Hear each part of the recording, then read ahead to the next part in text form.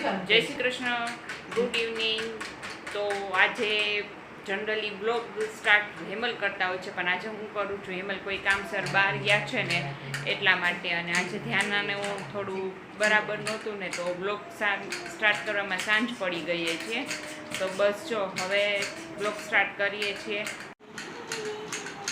જય શ્રી કૃષ્ણ મમ્મી. જય શ્રી કૃષ્ણ. કેમ છો બધા? આજે થોડુંક મોડું થઈ ગયું છે બ્લોગ ચાલુ કરવામાં. હેમલ નહોતો, બહાર ગયો છે કંઈક કામસર. ત્યાંના કાલ રાત્રે ઉજાગરો કર્યો તો દિવસે રહેતી નહોતી, એટલે બધું થોડુંક અપસેટ થઈ ગયું છે. ધ્યાનના ચાલુ કરી દીધો. ધ્યાનના મુખવાસ તોડી નાખ્યો બધું જો.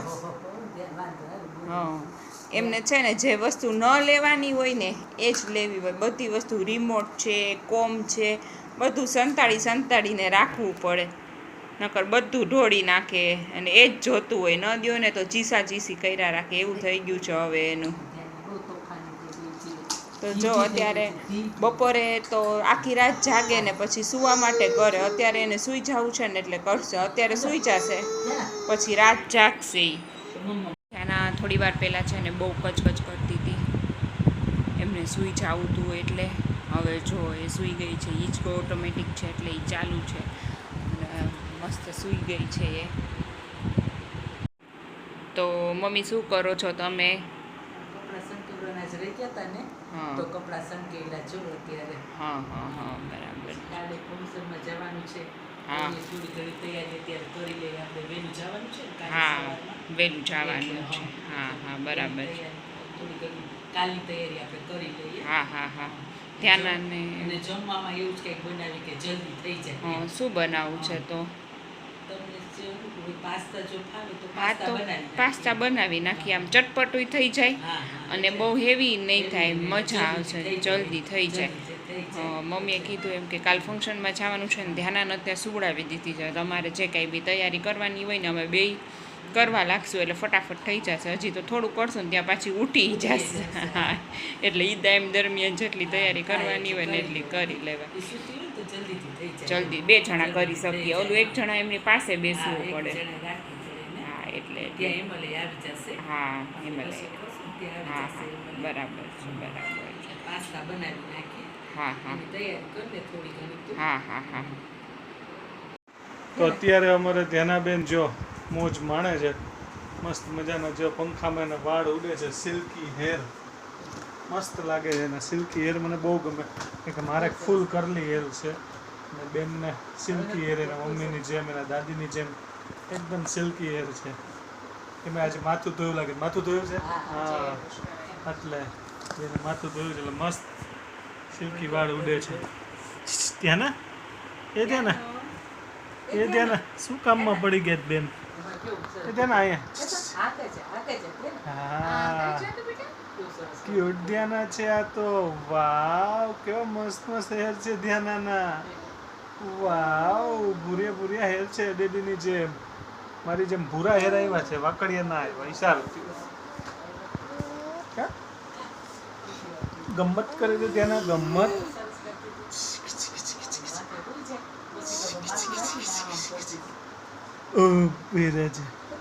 આના કરી જાવ, આના કરો.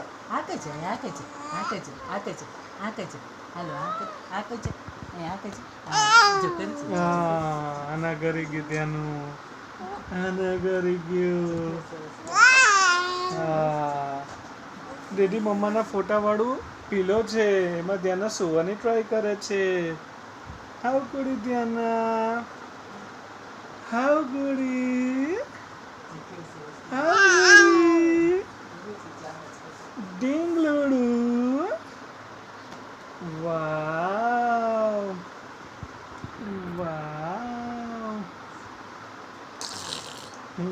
તો ફોન ચાલુ ત્યાંના બેનના.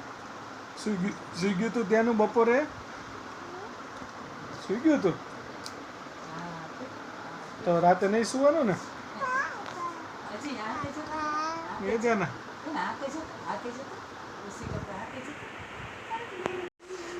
તો આગળ તમે ધ્યાનનો મસ્ત મજાનો વિડીયો જોયો.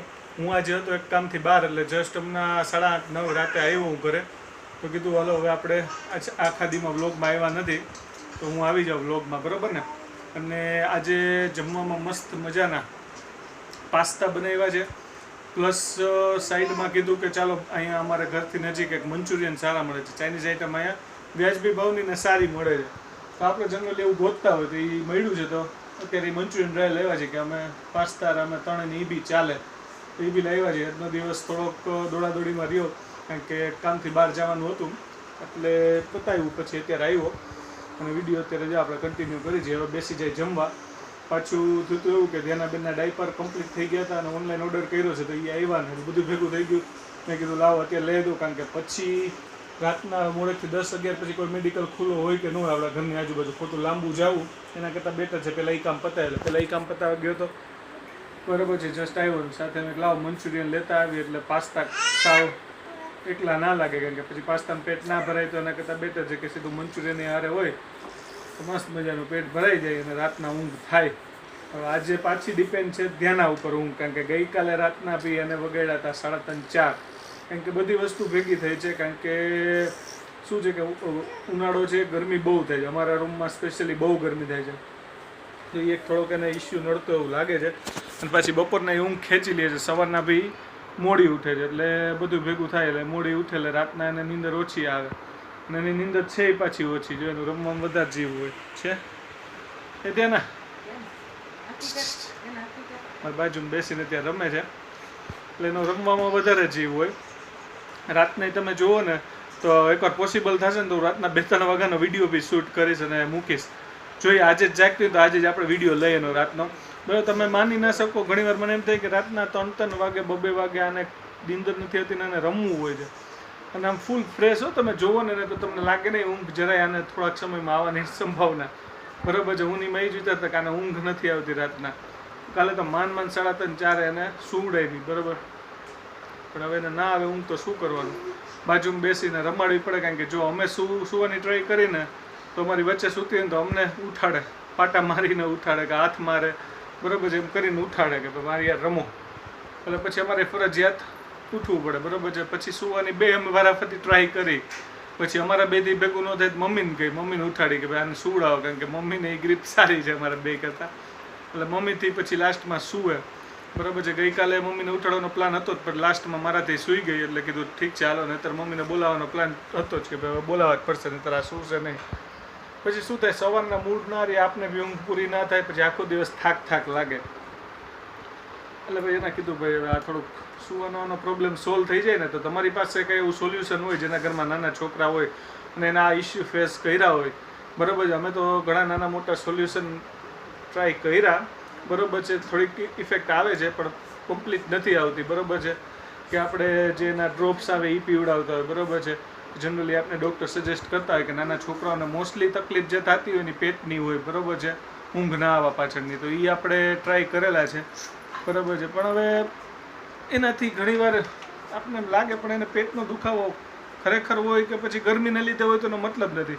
ઘણીવાર એ માર્ક કર્યું કે પેટનો દુખાવો નહીં પણ એને ખરેખર આજે અમારા રૂમમાં ગરમી થાય છે ને, એક તો બહુ અમદાવાદમાં ગરમી વધી ગઈ છે એના લીધે કદાચ સૂતી ના હોય, પણ જોઈએ હવે આગળ ટ્રાય કરીએ આપણે. આજે થાય તો હવે કંઈક વિચારશી સોલ્યુશન આનું, કારણ કે કન્ટિન્યુ 4-5 દિવસથી આ વસ્તુ ચાલે છે.